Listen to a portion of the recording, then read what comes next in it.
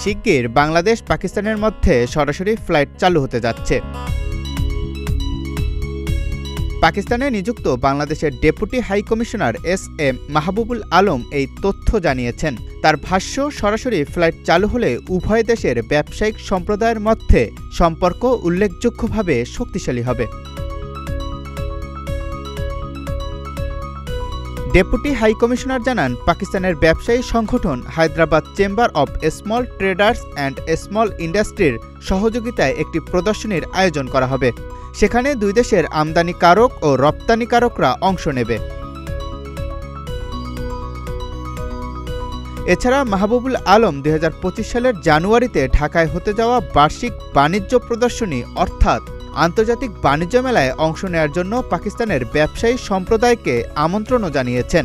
তিনি আশ্বাস দিয়েছেন, এই প্রদর্শনীতে পাকিস্তানের ব্যবসায়ীদের অংশগ্রহণের সুবিধার্থে ভিসা প্রক্রিয়া সহজ করা হবে। এক্সপ্রেস ট্রিবিউন বলছে, সম্প্রতি হায়দ্রাবাদ চেম্বার পরিদর্শনকালে বাংলাদেশের ডেপুটি হাই কমিশনার এসব কথা বলেন।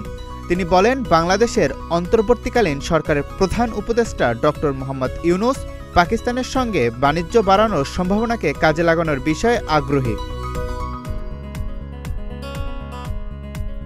এ সময় তিনি পাকিস্তানের ব্যবসায়ীদের কাছে বাংলাদেশকে অত্যন্ত আকর্ষণীয় বাজার হিসেবে বর্ণনা করেন ও SC/STSI-কে ঢাকায় তাদের একটি প্রতিনিধি দল পাঠাতে বলেন। তিনি ব্যবসায়ীদের ভিসা প্রক্রিয়া পর্যবেক্ষণ ও ত্বরান্বিত করারও প্রতিশ্রুতি দেন।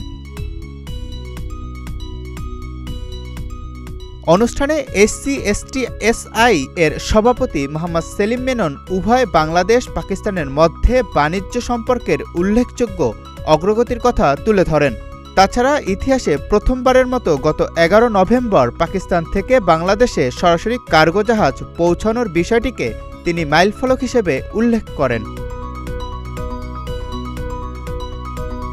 সেলিম মেনন বলেন, পাকিস্তান বাংলাদেশ সম্পর্ক অভিন্ন ইতিহাস, সংস্কৃতি ও বাণিজ্যের সঙ্গে জড়িত।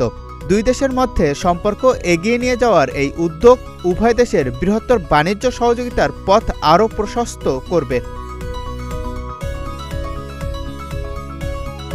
মেনন এ সময় বাংলাদেশি ব্যবসায়ীদের পাকিস্তানের প্রদর্শনীতে সক্রিয়ভাবে অংশ নেওয়ার জন্য আহ্বান জানান।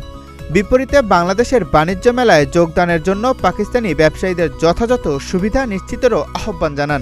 এছাড়া মেনন ঢাকায় শুল্ক ছাড়পত্র পেতে পাকিস্তানি পণ্য রপ্তানিকারকরা যেসব চ্যালেঞ্জের মুখোমুখি হয়ে থাকেন সেগুলো দ্রুত সমাধানের আহ্বান জানান।